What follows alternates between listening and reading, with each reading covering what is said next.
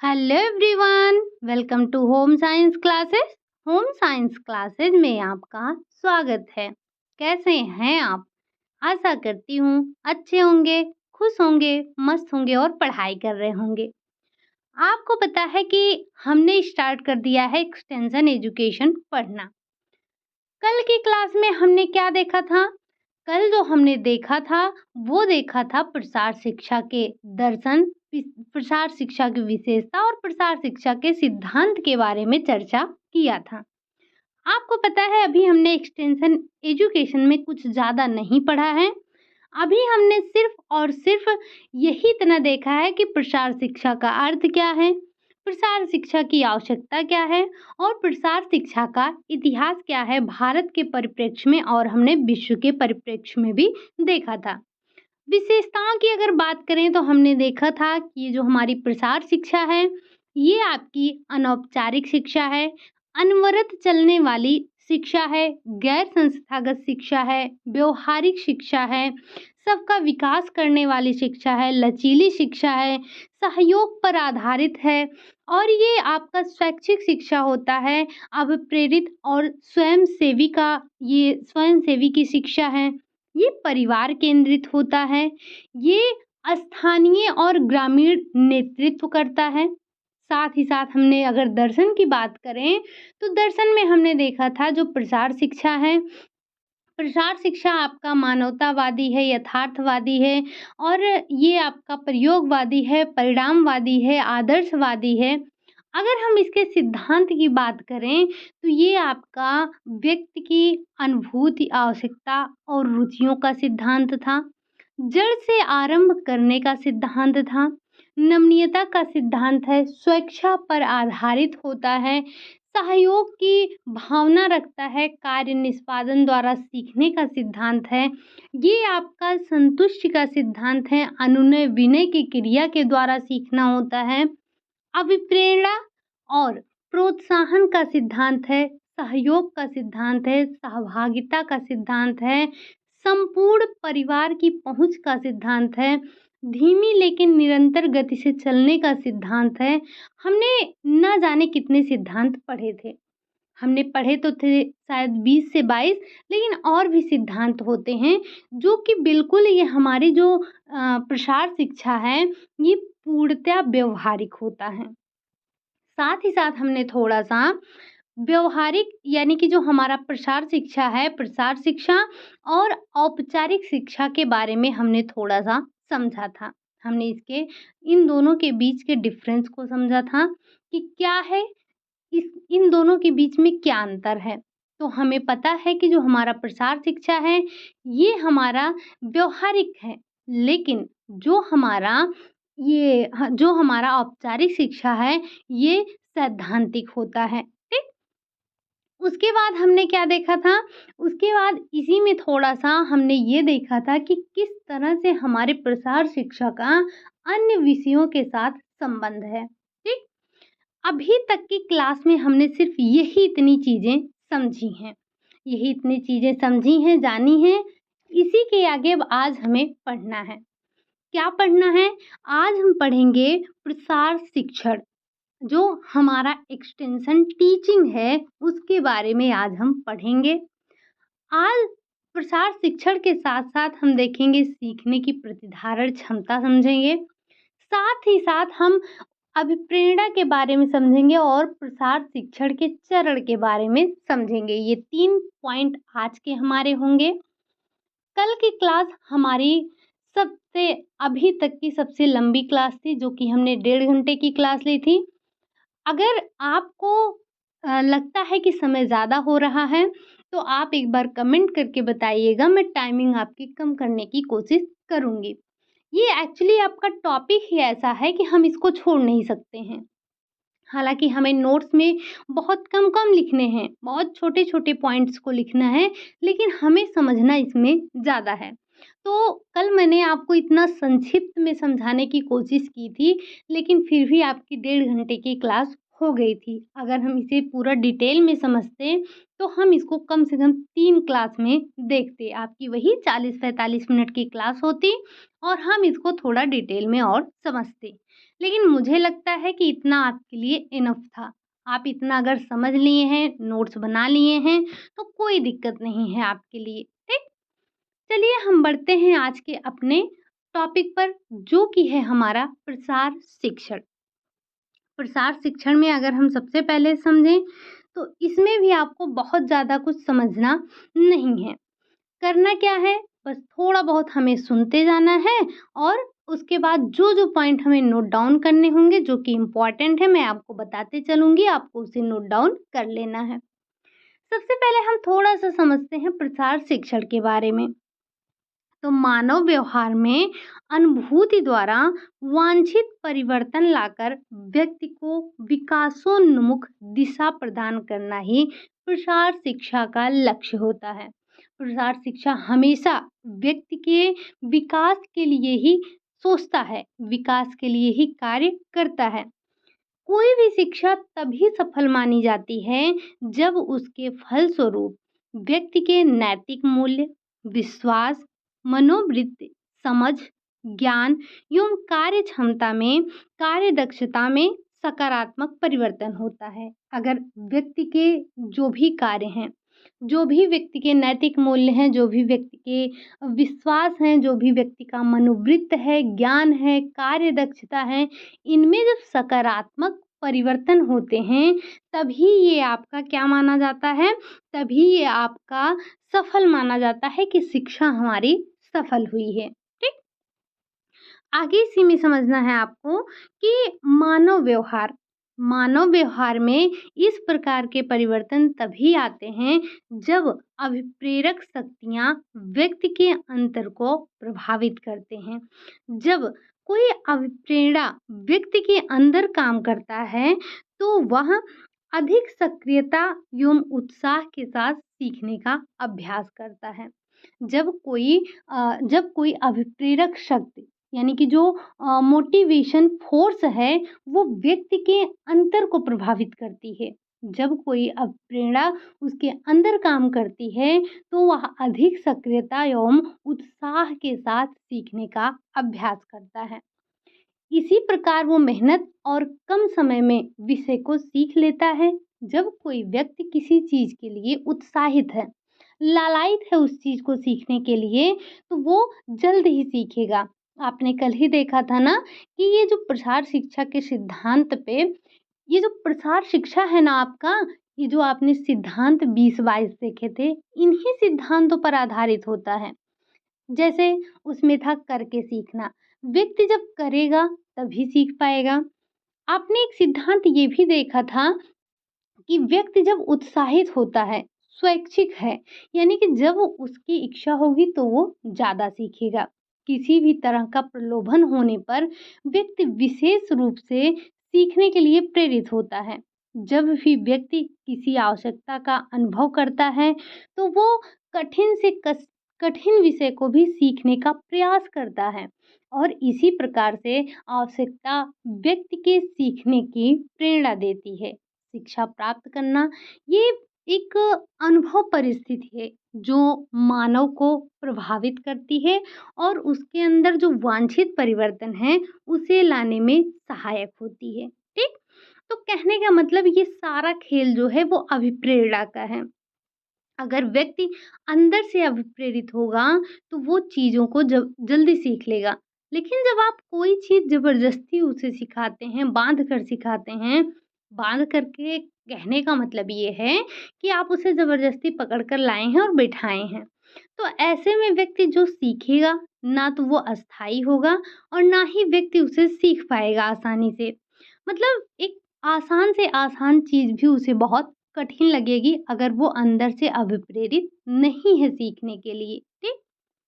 ये तो आपने समझा कि क्या है ये प्रसार शिक्षण, क्यों इसका प्रयोग किया जाता है, इसमें कौन मुख्य भूमिका निभाता है। अगर हम थोड़ी-सी बात करें सीखने की क्रिया और प्रतिधारण क्षमता की। सीखने की क्रिया क्या है, प्रतिधारण क्षमता क्या है, थोड़ा-सा अगर हम इसके बारे में बात करें, तो जो सीखने की प्रक्रिया है, ये सीखने की प्रक्रिया आपको पता है इसमें एक नाम आपको सुनने को मिलेगा, दहामा। ये इम्पोर्टेंट है आपके लिए, बाकी तो ये आप कहानी सुन रहे हैं ये समझिए। हालाँकि ये आपसे इसी बीच-बीच से क्वेश्चन पूछे जाते हैं। अगर हम बात करें सीखने की क्रिया, तो सीखने की क्रिया एक अनुभूत स्थिति या फिर मनोदशा कहा जाता है। क्या कहा जाता है? ये आपका एक अनुभूत या फिर अनुभूत स्थिति या मनोदशा कहा जाता है।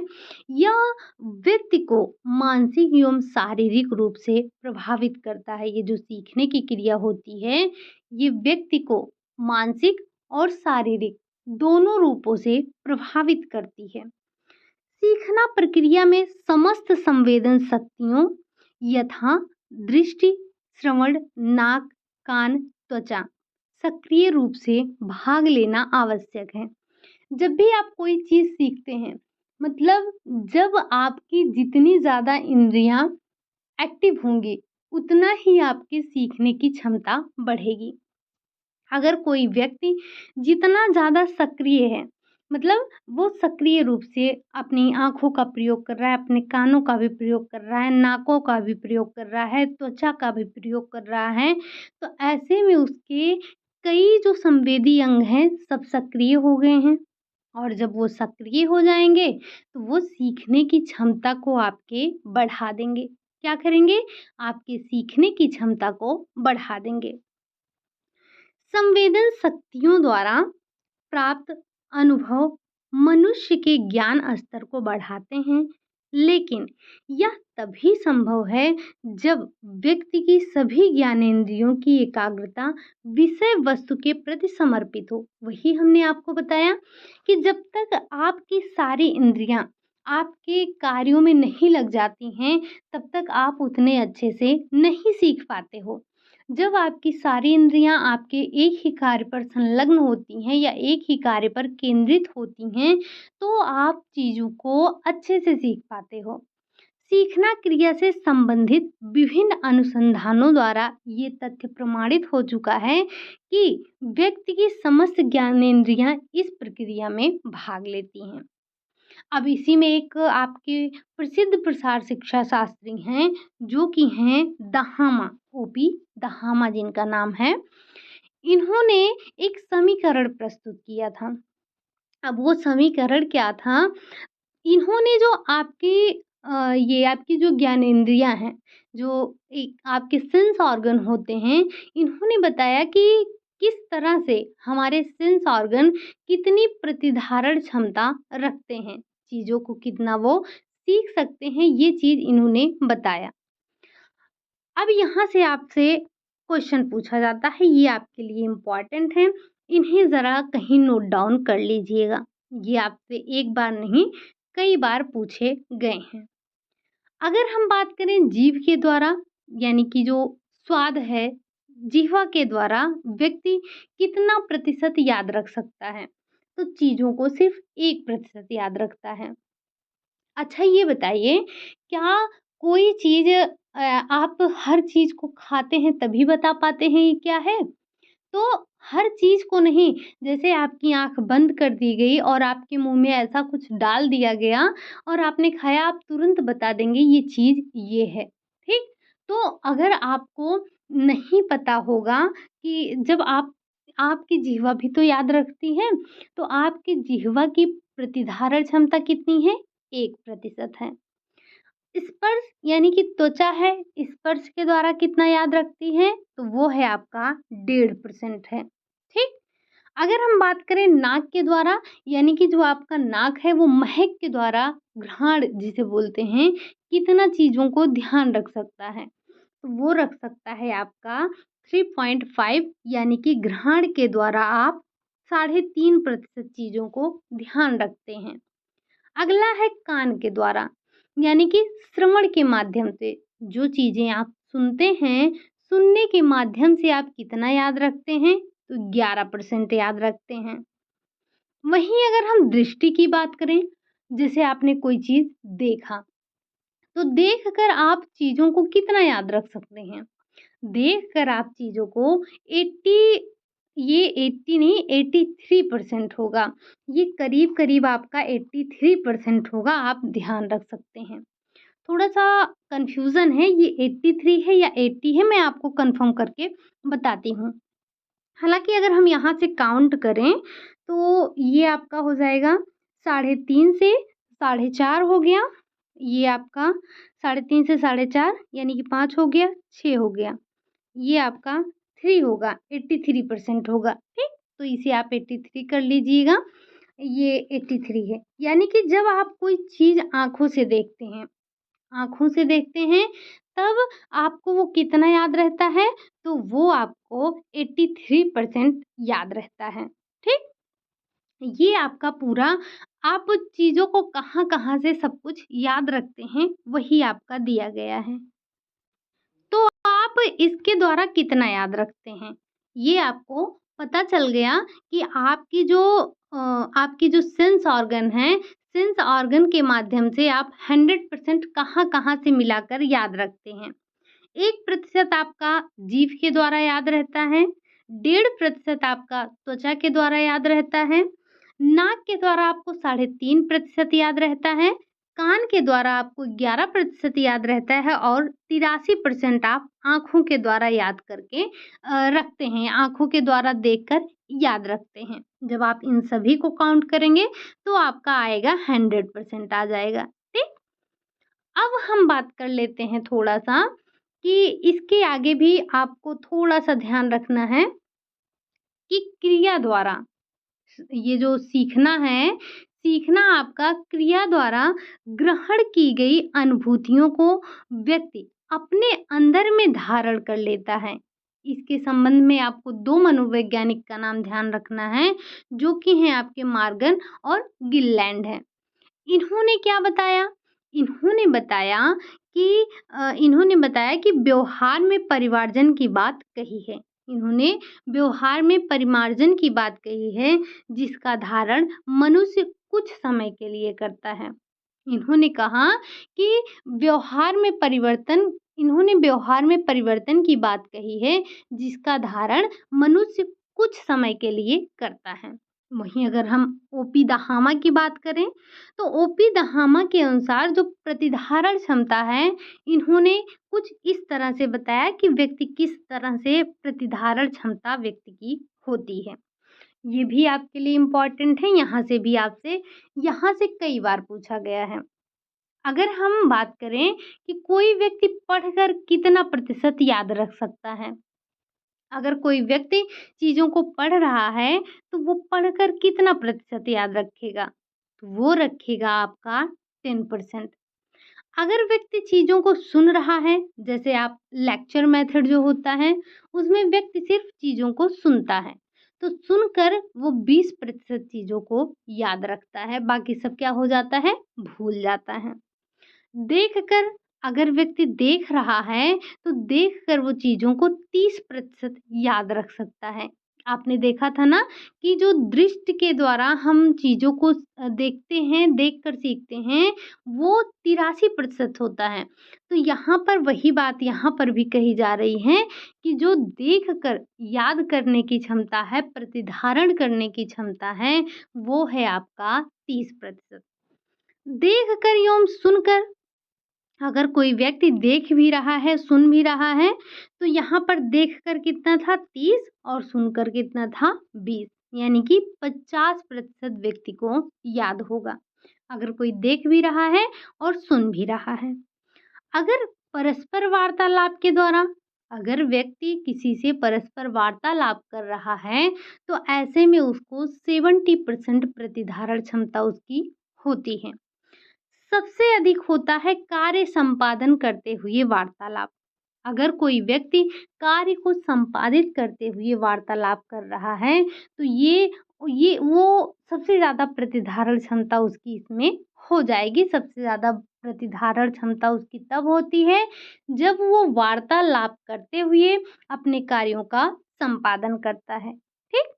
तो ये आपने देखा ओपी दहामा के द्वारा जो प्रतिधारण क्षमता बताई गई थी। एक आपने एक समीकरण देखा था, जिसमें आपने ये देखा था कि जो आपकी सेंस ऑर्गन है, उसके माध्यम से आप चीज़ों को कितना प्रतिशत याद रखते हैं। और दूसरा आपने देखा कि व्यक्ति की प्रतिधारण क्षमता क्या है, किस तरह से व्यक्ति कितना याद रखता है। ठीक? तो आपको पता है कि सीखने की प्रक्रिया में आपके सभी ज्ञानेंद्रियां भाग लेती हैं, लेकिन इसमें जो आपकी आंख है ये सबसे अधिक भाग लेती है या सर्वाधिक इसका प्रभाव पड़ता है। सीखने वाले की जब दो या दो से अधिक जो शक्तियां हैं वो सक्रिय होती हैं, तो प्रतिधारण क्षमता उसकी अधिक हो जाती है। जैसा कि आपने देखा कि पढ़ना सुनना अलग अलग था, देखना अलग अलग था, लेकिन वहीं जब आपने देख कर साथ में सुनना देखा, तो प्रतिधारण क्षमता बढ़ गई। मतलब आपकी जितनी ज़्यादा इंद्रियाँ आपकी एक्टिव थी, आपको चीज़ें उससे उतनी ही ज़्यादा याद हो रही थी या आपकी प्रतिधारण क्षमता उतनी ही अधिक थी। ठीक? ये आपने समझा सीखने की क्रिया और प्रतिधारण क्षमता के बारे में। अब आगे हमें क्या बात करना है? अब अगर हम आगे थोड़ा-सा बात करेंगे, तो वो करेंगे किसके बारे में? प्रसार शिक्षण पद्धति और अभिप्रेरणा के बारे में। प्रसार शिक्षण क्या है? स्वैच्छिक शिक्षण के सिद्धांत का पालन करता है। स्वयं की सहायता हेतु स्वेच्छा से शिक्षा ग्रहण करने के निमित्त कोई भी व्यक्ति तभी जिज्ञासु या फिर प्रयत्नशील होता है जब कोई प्रेरक शक्ति उसको प्रभावित करती है। जब कोई भी प्रेरक शक्ति व्यक्ति को प्रभावित करेगी, तब वो ज़्यादा सीख पाता है। ये वास्तविकता है कि वास्तव में मनुष्य की जो समस्त क्रियाएं हैं वो अभिप्रेरणा द्वारा ही होती हैं। प्रत्येक मानवीय क्रिया है उसके पीछे कोई ना कोई आपको अभिप्रेरक शक्ति जरूर देखने को मिलेगी।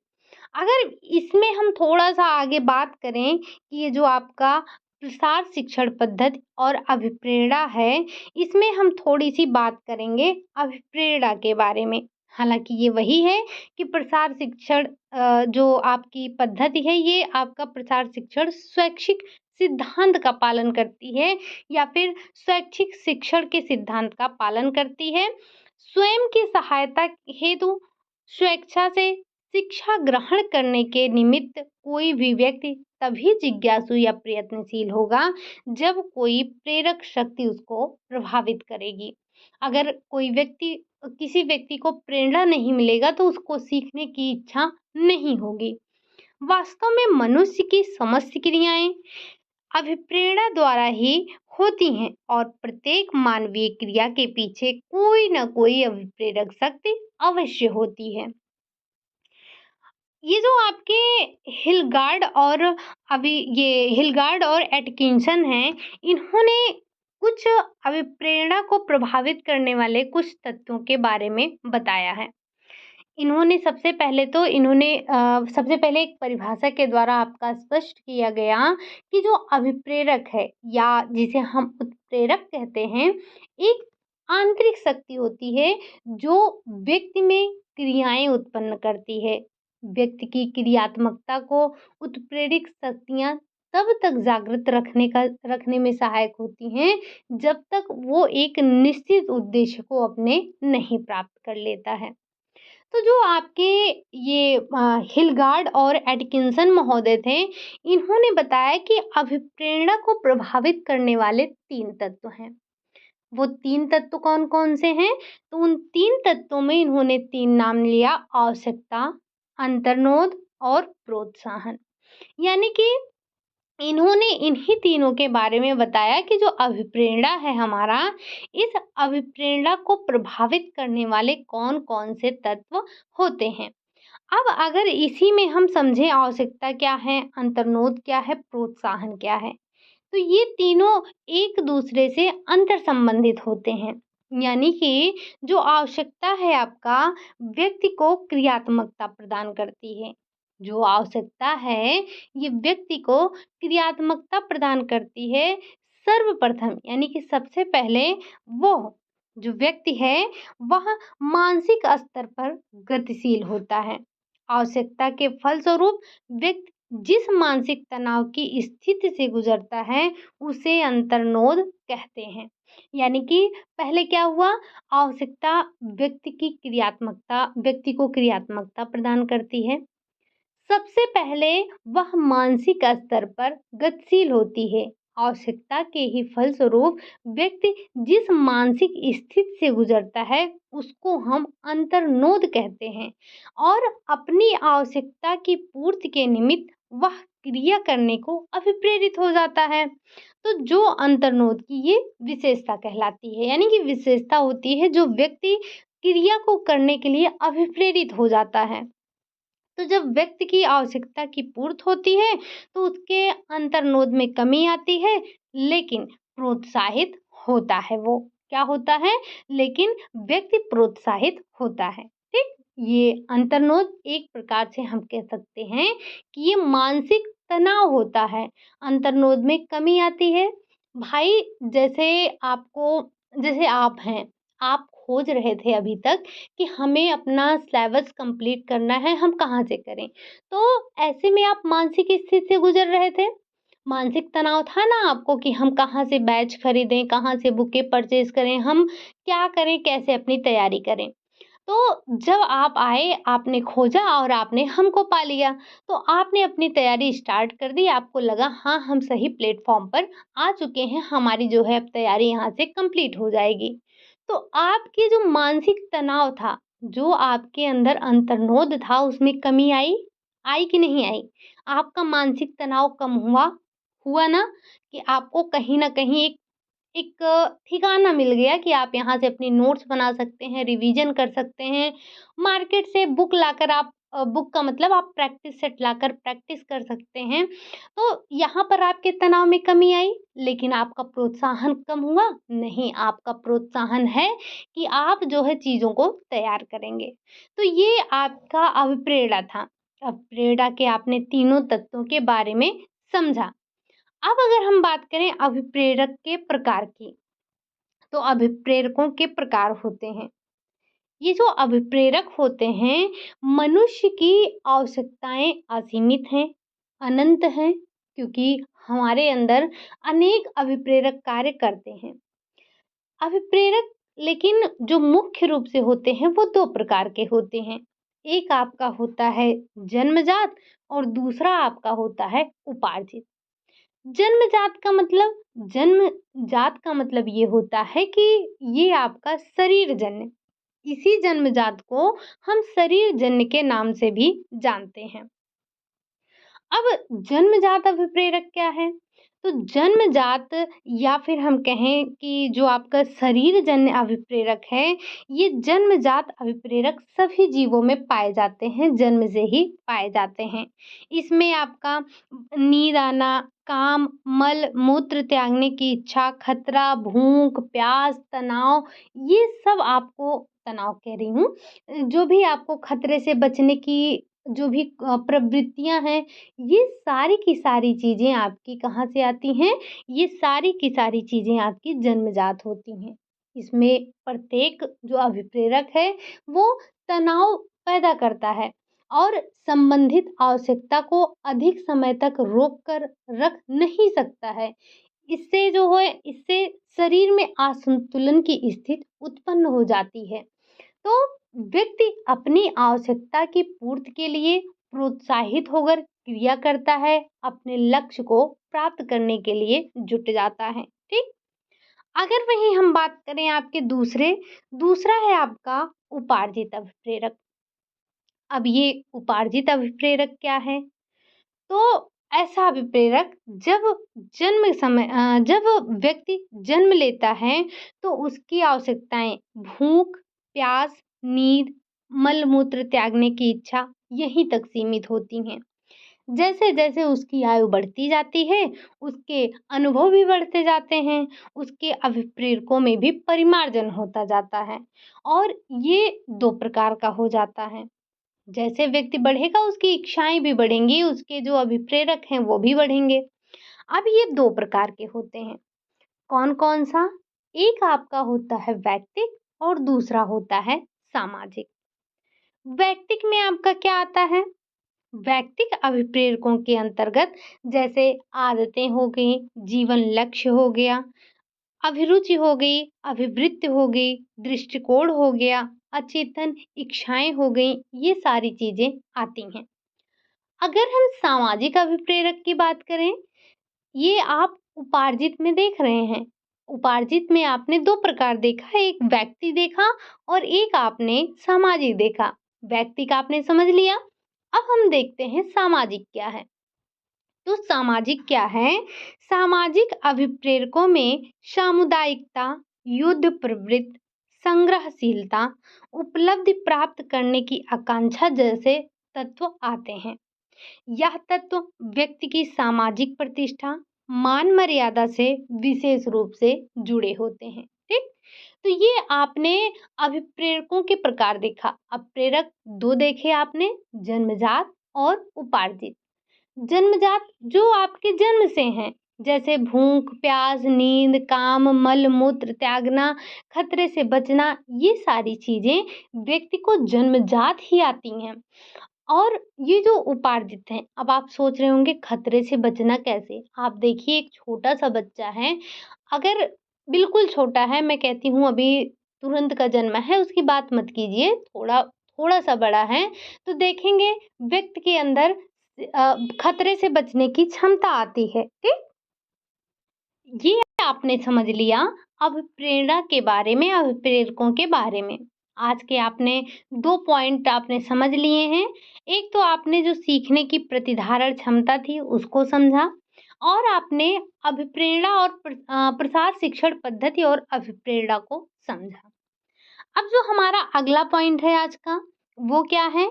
वो है आपका प्रसार शिक्षा के चरण। हम थोड़ी-सी चर्चा करेंगे प्रसार शिक्षा के चरण। मैं आपको बता दूँ, ये जो आपके चरण दिए गए हैं, ये आपके लिए बहुत इम्पोर्टेंट हैं। प्रसार शिक्षा में आपको पता है कि ये जो अभिप्रेरणा अभी-अभी आपने पढ़ा, ये काफ़ी इम्पोर्टेंट होता है, ये महत्वपूर्ण भूमिका निभाता है। क्योंकि प्रसार शिक्षण व्यक्ति की अनुभूति, आवश्यकताओं पर ही आधारित होता है। अनेक संदर्भों में व्यक्ति आवश्यकता अनुभव करता है और उनकी पूर्ति के लिए तनावग्रस्त भी रहता है, उसके अंदर काफ़ी तनाव रहता है। तो प्रसार कार्यकर्ता ग्रामीणों की आवश्यकताओं का विश्लेषण करके उन्हें अपनी आवश्यकताओं की पूर्ति के लिए उपाय सुझाते हैं। कृषक अपनी आवश्यकताओं की पूर्ति के लिए अपनी आवश्यकताओं की पूर्ति तभी कर सकते हैं जब वह आर्थिक दृष्टिकोण से भी संपन्न हो। अर्थ यानी कि अर्थ प्राप्ति के लिए उनकी जो पैदावार है फसलों की वो अच्छी होनी चाहिए। अगर उनकी फसलों की पैदावार अच्छी नहीं होगी तो वो बेचेंगे क्या, खाएँगे क्या? मतलब धन का उपार्जन कहाँ से करेंगे? तो जो उनके आर्थिक उपार्जन की जो एक कह सकते हैं एक आधार है या एक मूल स्रोत है वो है कृषि। अब कृषि से अगर उनके अच्छे फसल होंगे तो उनका जो आर्थिक उपार्जन होगा वो भी अच्छा होगा। यहीं पर प्रसार कार्यकर्ता की भूमिका प्रारंभ होती है कि पैदावार को बढ़ाने के लिए वो जो कृषक हैं उनके कृषकों को खेती की नई-नई पद्धतियाँ, नए उर्वरकों का प्रयोग, उत्तम किस्म की बीजें उनको प्रोवाइड कराएँ, जो कीटनाशक दवाइयाँ हैं उनके प्रयोग के बारे में बताएँ। तो जो भी खेती से संबंधित नए अनुसंधान हुए हैं, उन सभी के बारे में कृषकों को बताना ये किसकी ज़िम्मेदारी है? तो ये होती है जो आपके प्रसार कार्यकर्ता हैं। दवाइयाँ हो गई, बीज हो गए, ये सब खरीदने के लिए पैसों का प्रबंध करना होगा। साथ ही साथ उर्वरक हो गए, ये जो पैदावार हैं, पैदावार के भंडारण और उनके विक्रय के लिए उचित व्यवस्था भी करनी चाहिए। तो जो आपके प्रसार कार्यकर्ता हैं, उनको कई बातों का ध्यान रखकर फिर अपने ग्रामीणों के समक्ष आना चाहिए। उनका दायित्व क्या है, उनकी ज़िम्मेदारियाँ क्या हैं, इस बात को प्रसार शिक्षा को ध्यान में जो प्रसार कार्यकर्ता है, उसको ध्यान में रखना चाहिए। अब प्रसार शिक्षण के चरण जो होते हैं, जैसे जो अभी आपने समझा कि किस तरह से उनको विपणन करवाना है, पैदावार अधिक हो, इन सारी बातों को ध्यान करने के लिए प्रसार शिक्षण चरण बताए गए हैं। नई सूचनाएँ हो गए, नई सूचनाओं से ग्रामीणों को परिचित कराना, कृषकों को अच्छे परिणाम दिखाना, उन्हें कई माध्यमों चाहे वो आपका ये छायाचित्र हो, पोस्टर हो, प्रदर्शनी हो, मेला हो, चलचित्र हो, इन सभी के द्वारा उनको प्रदर्शित किया जाता है।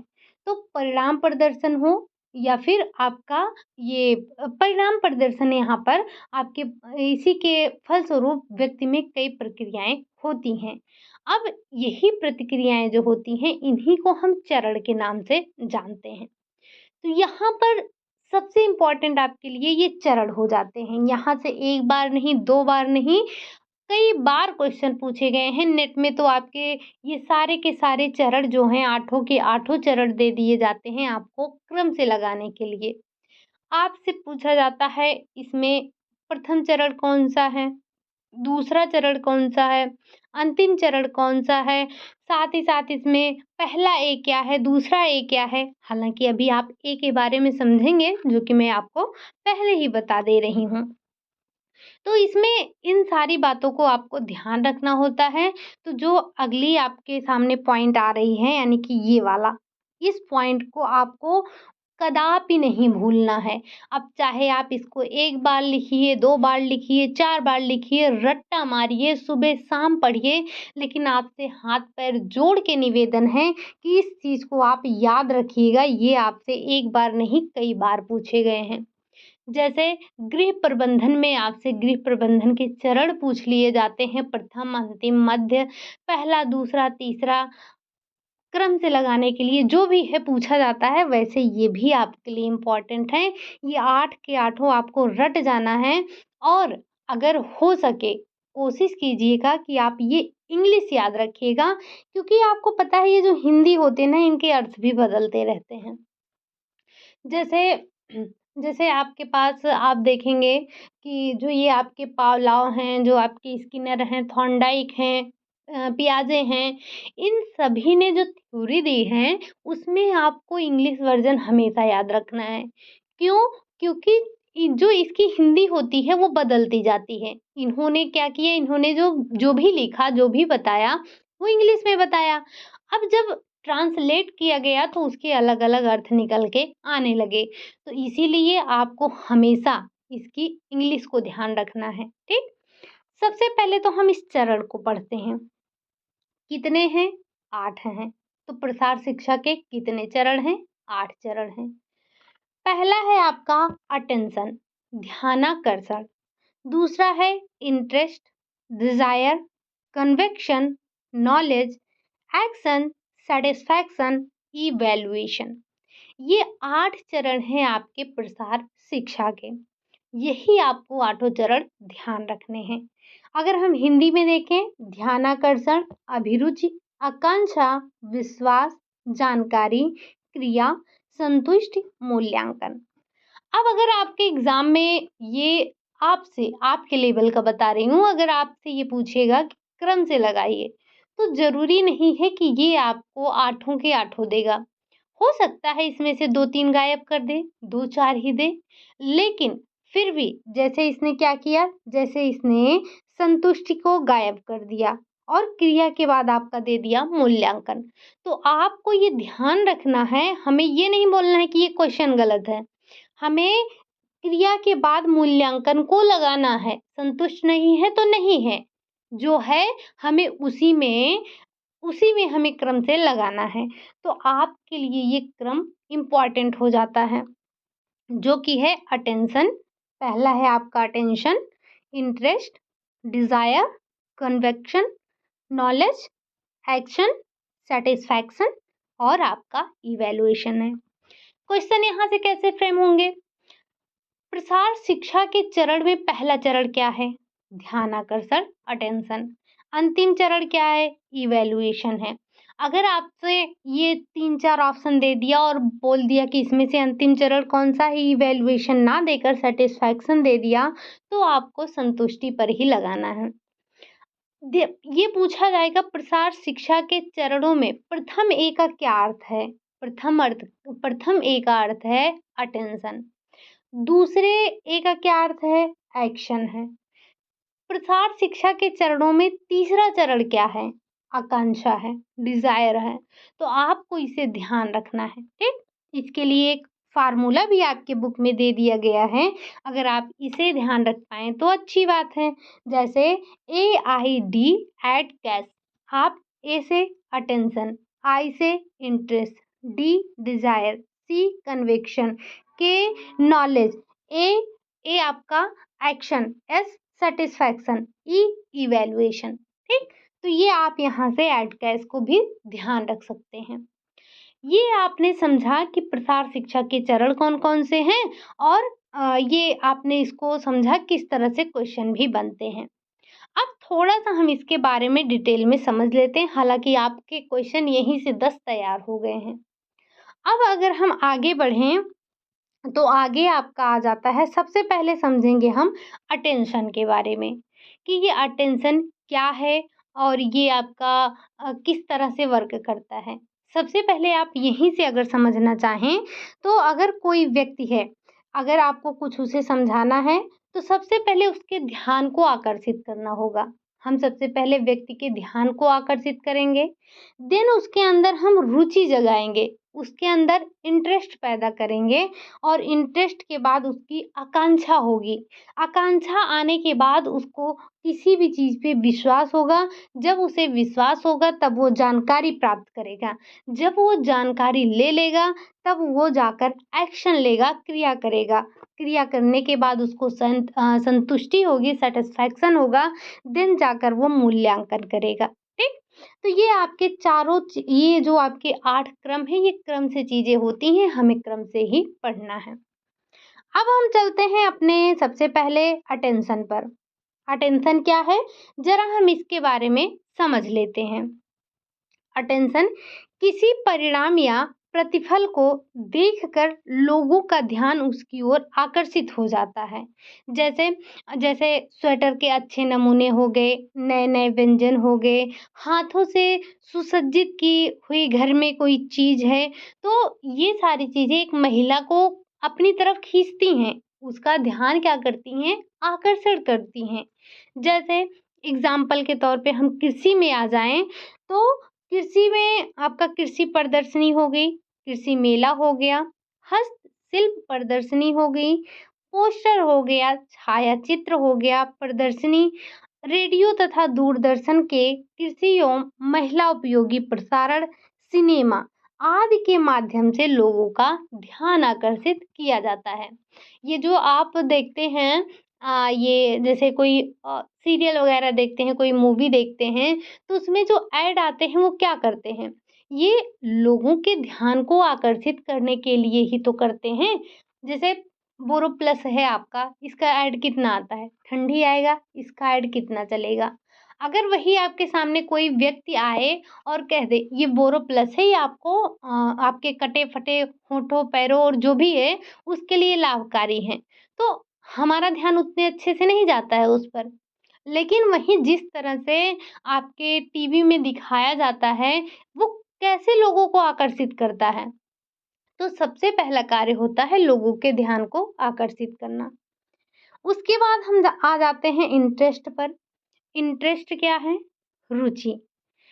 कोई वस्तु या उपलब्धि तब किसी व्यक्ति का ध्यान आकर्षित करती है जब वो उसके सामने हो, तो आगे की क्रिया सहज हो जाती है। ये जो अभिरुचि है, अभिरुचि एक प्रतिक्रिया है जो ध्यान आकर्षण के कारण होता है, यानी कि व्यक्ति का ध्यान आकर्षण हुआ है, तब अभिरुचि उसके अंदर जग रही है। ग्रामीणों के लिए इस स्थिति में इतना ही जानना पर्याप्त है कि नई पद्धति द्वारा ऐसा परिणाम प्राप्त किया जा सकता है और यह परिणाम लाभकारी है। ऐसी स्थिति में व्यक्ति क्या करता है? तो वो ये समझता है कि जो ये नई पद्धति है, वो परिणाम अच्छा प्राप्त होता है, लाभकारी होता है। ठीक? उसका इंटरेस्ट जब जगा तो उसने इस चीज़ को समझा। फिर हम बात करते हैं डिज़ायर। डिज़ायर मतलब कि आकांक्षा। प्रसार शिक्षा का ये जो प्रसार शिक्षक है उसका ये कर्तव्य होता है कि ग्रामीणों में नई जानकारियों को प्राप्त करने के लिए उनके अंदर अभिरुचि जगाए, यानी कि आकांक्षा आकांक्षा जगाए। अभिरुचि जगाने के बाद क्या करे? वो उनमें आकांक्षा जगाए, यानी कि आकांक्षा एक आंतरिक शक्ति है जो सीखने की क्रिया को गत्यात्मकता प्रदान करती है। आकांक्षा से प्रभावित होकर व्यक्ति अधिक उत्साह के साथ किसी भी काम को सीखना चाहता है। प्रसार शिक्षक की चेष्टा यही होनी चाहिए कि अभिरुचि को आकांक्षा में वो परिवर्तित कर पाए, या अभिरुचि को आकांक्षा में परिवर्तित होने का वातावरण बनाए रखे। कि व्यक्ति के अंदर अगर अभिरुचि जाग चुकी है तो व्यक्ति के अंदर आकांक्षा उत्पन्न हो। ऐसा ना हो कि व्यक्ति की आकांक्षा खत्म हो जाए, आकांक्षा खत्म हुई, कहानी वहीं खत्म हो गई। तो परिणाम प्रदर्शन की जो पुनरावृत्ति है उसको करें, लोगों के उनके लाभों को बताएं। अभिरुचि का आकांक्षा में परिवर्तन होना प्रसार शिक्षा की अर्ध सफलता मानी जा सकती है। अगर कोई व्यक्ति है, उसने आकांक्षा में जो उसकी अभिरुचि थी उसको आकांक्षा में परिवर्तित कर दिया, तो इसका मतलब ये है कि जो भी आपका कार्यक्रम था वो आधा सफल हो चुका है। क्योंकि आकांक्षा आपकी क्या होती है? अभी-अभी आपने देखा, आकांक्षा एक आंतरिक प्रेरक शक्ति होती है, ठीक? जो व्यक्ति को कार्य करने के लिए बाध्य कर देती है। अगला है विश्वास। चौथा चरण क्या है? विश्वास। ये आप देख रहे हैं ना कैसे एक चरण दूसरे चरण से रिलेटेड है। अगर पहला हो रहा है तभी दूसरा हो पा रहा है। विश्वास है। अब हमने क्या किया? हमने व्यक्ति के अंदर आकांक्षा को जागृत कर दिया। अब हम क्या करेंगे? तो अब हम व्यक्ति के अंदर विश्वास विश्वास पैदा करेंगे। यानी कि आवश्यकता व्यक्ति को सीखने की प्रेरणा देती है। विषय के प्रति आस्था व्यक्ति को इस बात के लिए प्रेरित या उत्साहित करती है कि वो क्रियाशील होकर आगे बढ़े। ग्रामीणों के मन में नई पद्धतियों के प्रति विश्वास जगाने में प्रसार कार्यकर्ता की भूमिका होती है। ये कह सकते हैं प्रसार कार्यकर्ता का उत्तरदायित्व तो होता है कि वो लोगों के मन में विश्वास को जगाए, लोगों के मन में विश्वास पैदा करे। विभिन्न प्रसार माध्यमों की सहायता लेकर वह ग्रामीण के सामने नई पद्धतियों, नई सूचनाओं को निर्विवाद सत्य की तरह उसको प्रस्तुत करे। उसमें कुछ वो जो भी है निर्विवाद रूप से लोगों को समझाए, उनको आस्थावान करे, उनको आस्था जगाए। ठीक। अगला है कि अब प्रसार कार्यकर्ता ने लोगों के मन में विश्वास जगा दिया। अब आगे क्या करें? तो उनको जानकारी दे। और क्या करें? जानकारी दे यानी कि नॉलेज। नॉलेज क्या है? तो ग्रामीणों के मन में जब किसी पद्धति के प्रति विश्वास घर कर जाता है तो वह विषय संबंधित विस्तृत जानकारी प्राप्त करने को उद्दीप्त हो जाते हैं। जैसे आपको मान लीजिए अभी हम जो है यही एक बैच लॉन्च किए होते और आपको वो कोर्स लेना होता। माना कि मैंने बहुत ही मिनिमम प्राइस रखा था, 500 रख दिया, ठीक? 500 मैंने रख दिया, अब आपको लेना है तो आप इसके बारे में सबसे जानकारी लेंगे ना। अगर मान लीजिए हमने कोई आपको परचेज करवाया है, कोई बैच परचेज करना चाहते हैं आप, तो सबसे पहले ये देखेंगे, जाएँगे जानकारी लेंगे कि ये बैच कब से कब तक चल रहा है, कितने दिन के लिए है, इसमें हमें क्या-क्या मिलता है, किस तरह से इसमें पढ़ाया जाता है, क्या सारे टॉपिक क्लियर करवाए जाते हैं, क्या सारे डाउट लिए जाते हैं, क्या हमें प्रतिदिन क्लास मिलता है, क्या हमें लाइव क्लास मिलता है या फिर हमें रिकॉर्डेड फॉर्म में मिलता है। मतलब आप जानकारी लेंगे ना, तो उसी तरह से आपने यहाँ पर मन बना लिया कि हमें इनका बैच लेना है। तो उसी तरह से जब गाँव वालों को विश्वास हो गया कि हाँ, ये चीज़ उपयोगी है, तब वो जाकर उसके बारे में जानकारी लेते हैं। अगर उनके मन में कोई बात घर कर गई तो वो उसकी जानकारी लेने पहुँच जाते हैं। इस समय प्रचार कार्यकर्ता को ग्रामीणों को उन पद्धतियों से संबंधित जानकारी देना है जिससे वे कार्य संपादन में जुट जाएं। ग्रामीणों को जानना चाहिए कि क्या करना है, कहाँ से प्रारंभ करना है। बिल्कुल आप अपने से रिलेट करिए। जैसे आप हैं, आपको बैच लेना है, आप सोचेंगे, समझेंगे, विचारेंगे, जानेंगे, जानकारी लेंगे। तब ये मेरा कर्तव्य होता है मैं आपको बताऊँ कि आप हमारा बैच जॉइन करेंगे, इतने रुपए में करेंगे, आपको लाइव क्लास मिलेगी, रिकॉर्डेड क्लास मिलेगी, रिटन फॉर्म में चीज़ें मिलेंगे, डाउट सेशन होगा, प्रैक्टिस कराया जाएगा, जो भी आपके क्वेश्चन होंगे उनको लिया जाएगा। ये मेरा कर्तव्य है कि मैं आपको बताऊँ और मैं आपको ऐसे जानकारी दूँ कि आप जाकर बैच ले लें और क्या करें और आप वहाँ से अपने कार्य को स्टार्ट कर दें, अपने कार्य में संलग्न हो जाएँ। ठीक? अगला पॉइंट है, अब जब इन्होंने जानकारी ले ली, अब क्या करेंगे? अब ये करेंगे क्रिया। जब आप जानकारी ले लेंगे तो आप पढ़ाई स्टार्ट कर देंगे बैच लेने के बाद। हालाँकि मेरा कोई बैच नहीं है, परेशान मत होइएगा। मैंने कोई पेड कोर्स नहीं रखा है, जो भी है यहीं पे है, आपके ही चैनल पर है। अब छठा पॉइंट आता है आपका क्रिया। क्रिया क्या है? एक्शन जिसे कहते हैं। तो यह सर्वाधिक महत्वपूर्ण चरण है। किसी भी कार्य से संबंधित शिक्षण तभी सफल माना जाता है जब लोग उस कार्य को व्यवहार में लाते हैं। आपको पता होगा सीखना तभी सफल माना जाता है जब व्यक्ति के व्यवहार में परिवर्तन होता है। आपने दुनिया भर की जानकारी दे दी, लोगों के मन में विश्वास जगा दिया, आप लोगों का ध्यान आकर्षण कर लिए, आपने लोगों में इंटरेस्ट पैदा कर दिया, डिज़ायर भी हो गई, लोगों को नॉलेज भी मिल गया, लेकिन अगर लोगों ने एक्शन नहीं लिया तो सब बेकार है, सब बेकार हैं। सफल तभी होगा जब लोग क्रिया करेंगे। जानकारी के पहुंचने के बावजूद जब ग्रामीण पुरानी पद्धति से ही काम करते हैं तो आपका प्रशिक्षण विफल हो जाता है। अगर ग्रामीणों को बता दिया गया कि जैसे जो ग्रामीण मान लेते हैं महिलाएं हैं, कृषकों की बात छोड़ दीजिए, अगर उनको बताया गया कि टमाटर महंगा है, आप टमाटो सॉस बनाकर रख लीजिए और महंगाई के समय में आप इसका उपयोग कीजिएगा। जैसे टमाटर कभी-कभी आसमान छूता है, 200 रुपए किलो, 300 रुपए किलो, हर आदमी के बस की बात नहीं है कि टमाटर खा सके। तो एक दिन ऐसा भी आता है जब 5 रुपए किलो टमाटर मिलता है। ये मज़ाक की बात नहीं है, हमारे यहाँ भी मिलता है 5 रुपए किलो टमाटर। अरे 5 रुपए किलो छोड़िए, 5 रुपए में 2 किलो, ढाई किलो टमाटर ऐसे मिलते हैं। तो ऐसे में अगर ग्रामीण महिला को ये बताया जाए कि जब टमाटर 10 रुपए किलो है, 5 रुपए किलो है, तो आप टोमेटो सॉस बनाकर रख लीजिए। लेकिन वो ना बनाए। महँगाई आने पर वो खरीद कर खाए या फिर ना ही खाए, तो आपका प्रशिक्षण जो आपने प्रशिक्षण दिया वो कहीं भी किसी भी तरीके से सफल हुआ? नहीं हुआ। तो जब तक ग्रामीण जनता या जो भी है जनता, जो भी व्यक्ति हैं अगर वो आपके प्रशिक्षण को दिए गए प्रशिक्षण को नहीं अपनाते हैं, प्रोग्राम में नहीं कार्य करते हैं, तो वो प्रोग्राम आपका विफल हो जाता है। अगला पॉइंट है संतुष्टि। संतुष्टि क्या है? तो वांछित लक्ष्य की प्राप्ति होने पर ही संतुष्ट प्राप्त होता है।